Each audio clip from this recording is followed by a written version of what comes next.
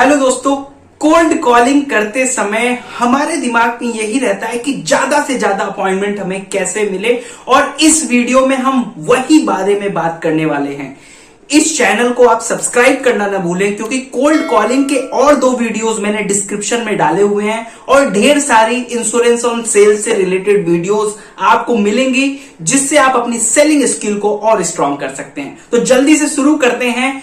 Cold calling में बात करते समय सबसे ज्यादा आप देखते हैं ऑब्जेक्शंस आते हैं। अगर आप उस ऑब्जेक्शन को ओवरकम कर ले तो आपको अपॉइंटमेंट मिलना 100% पॉसिबल है। तो चलिए बात करते हैं कि कौन से वो ऑब्जेक्शन हैं जिनको हमें ओवरकम करने की जरूरत है।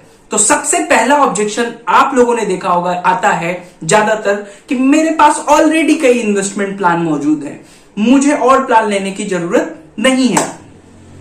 अब इस ऑब्जेक्शन की खासियत क्या है कि क्लाइंट को लगता है कि जो भी सर्विस आप देना चाह रहे हो वो सर्विस उसके पास ऑलरेडी अवेलेबल है।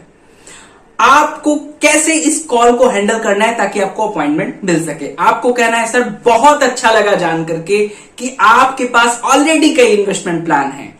मैं जब अपने क्लाइंट को अपॉइंटमेंट के लिए कॉल करता हूं सर, उनके भी यही रिएक्शन रहते हैं। लेकिन सर जब वो मुझसे मुलाकात करते हैं तो वो पाते हैं कि जो मैं उनको इन्वेस्टमेंट प्लान्स बता रहा हूं वो उनके लिए कितने बेनिफिशियल है। तो सर कैसा रहेगा कि मंगलवार को 3 बजे हम आपसे मुलाकात करें। तो ये एक छोटी सी स्क्रिप्ट है और इस स्क्रिप्ट को आप अप्लाई करेंगे तो इस ऑब्जेक्शन को आप ज्यादा से ज्यादा हैंडल कर सकते हैं। फील फेल फाउंड वाली टेक्निक कई लोग कहते हैं वो यूज करना चाहिए, लेकिन मैं कहता हूं फील आप मत करिए, क्योंकि अगर आप फील करते हो तो क्लाइंट कहता है आप कैसे फील कर सकते हो कि ये प्रोडक्ट बेटर होगा। फॉर एग्जांपल आप 55 ईयर ओल्ड क्लाइंट से बात कर रहे हैं और उसका कोई ऑब्जेक्शन आता है, आप कहते हो आई अंडरस्टैंड। तो आप कैसे 55 ईयर ओल्ड क्लाइंट को अंडरस्टैंड कर सकते हो जबकि आपकी उम्र अभी 28 है। आपको उसकी सिचुएशन को एक्सेप्ट करना है रियलिटी में और उसके बाद उसको आगे की डिस्कशन को ले जाना है। दूसरा ऑब्जेक्शन जो आता है सबसे ज्यादा वो ये है कि मैं इंटरेस्टेड नहीं हूं।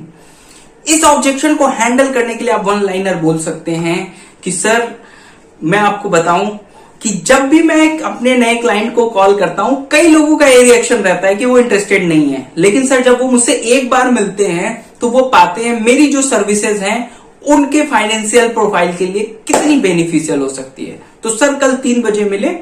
आपको कन्वर्सेशन लंबी नहीं करनी है। वो इंटरेस्टेड नहीं है, उसको इंटरेस्टेड लाने के लिए आपको जब ये आप 1 लाइनर यूज करते हैं तो उसका रियल ऑब्जेक्शन आता है। उसका रियल ऑब्जेक्शन क्या आ सकता है कि एक्चुअली मेरे पास ऑलरेडी बहुत इन्वेस्टमेंट है, या उसका कोई और ऑब्जेक्शन आ सकता है जो रियल ऑब्जेक्शन है। मैं इंटरेस्टेड नहीं हूं is not a real objection. और आप सभी लोग सेल्स में काम किए हुए हैं, मैं आपसे पूछना चाहता हूं कि जब आप पहली बार क्लाइंट से मिलते हो तो क्या वो इंटरेस्टेड रहता है? बिल्कुल नहीं।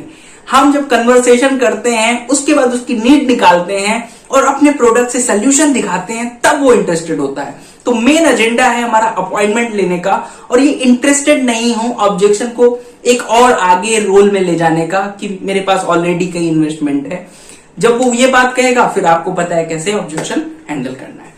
तीसरा जो मोस्ट कॉमन ऑब्जेक्शन आता है कि मैं बहुत बिजी हूं, मेरे पास समय ही नहीं है। दोस्तों जनरली हम इसमें उसकी तारीफ करते हैं कि सर आप सक्सेसफुल हो, आप बहुत बिजी होगे, और उसके बाद सोचते हैं वो अपॉइंटमेंट हमें दे देगा। बिल्कुल नहीं। आपको ये टेक्निक अप्लाई करनी चाहिए और ये प्रैक्टिकल टेक्निक है, आप सक्सेसफुल होंगे। आपको कहना है कि सर ओके सर आप व्यस्त हो, लेकिन मेरा कॉल करने का पर्पज है कि मैं मंगलवार को आपको 3 बजे मिलना चाहता हूं। जब आप ये कहते हो कि मंगलवार को 3 बजे मिलना चाहता हूं तो वो पूछता है किस पर्पज से मिलना चाहते हो, जबकि आप अपनी कॉल शुरू किए हुए हो। आप उसको फिर पर्पज बताते हो, फिर वो कहता है अच्छा तो मैं तो इंटरेस्टेड नहीं हूं या मेरे पास ऑलरेडी बहुत इन्वेस्टमेंट है। तो आप फिर वही ऑब्जेक्शन पे चले जाते हो और आप कॉल कंट्रोल कर लेते हो। अगर आप इसको और किसी तरीके से हैंडल करने की कोशिश करोगे तो प्रॉब्लम आ सकती है। तो आपको रियलिस्टिक बनना है कि आपने कॉल किस लिए की, आप उनसे मुलाकात करना चाहते हो, मीटिंग करना चाहते हो। तो इस तरह से आप अप्लाई करके इस ऑब्जेक्शन को भी ओवरकम कर सकते हैं।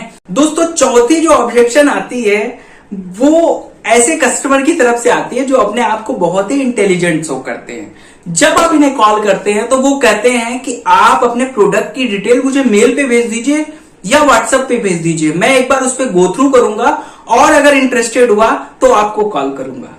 दोस्तों ये कस्टमर अपने आप को बड़ा इंटेलिजेंट शो कर रहा है यहाँ पे। उसे लगता है कि आप जो डिटेल भेजेंगे वो एक बार उस पर गो थ्रू होगा और फिर आपकी जब कॉल आएगी तो वो लॉन्ग डिस्कशन करेगा। लेकिन 90% सिनेरियो में आपको भी पता है वो कस्टमर न ही उस डिटेल को पढ़ता है न ही आपकी कॉल का रिस्पॉन्ड करता है। तो ऐसे में जब हम कोल्ड कॉलिंग कर रहे हो तो क्या टेक्निक अप्लाई करें कि वो अपॉइंटमेंट मिल जाए। तो दोस्तों आपको कहना है, जब वो कहे कि आप एक काम करिए मुझे ब्रोशर मेल पे भेज दीजिए, तो आप उनको डायरेक्ट पूछिए कि सर क्या हम एक साथ बैठ नहीं सकते, सोमवार को 3 बजे मिलते हैं सर, डिस्कशन करते हैं। जब आप ये लाइन यूज करते हो तो इसका प्रभाव ये पड़ता है वो तुरंत अपने रियल ऑब्जेक्शन पे आता है। रियल ऑब्जेक्शन 2 ही होते हैं दोस्तों, या तो मेरे पास ऑलरेडी ये सर्विसेज मौजूद है और या हो सकता है कि वो आपके जो आपका वे ऑफ डिलीवरिंग हो या जो प्रोडक्ट हो उसमें इंटरेस्टेड ना हो, तो उस ऑब्जेक्शन की तरफ जाएगा, या अपने रियल ऑब्जेक्शन और जो उसका जेन्युइन ऑब्जेक्शन है उसकी तरफ कॉल जाएगी।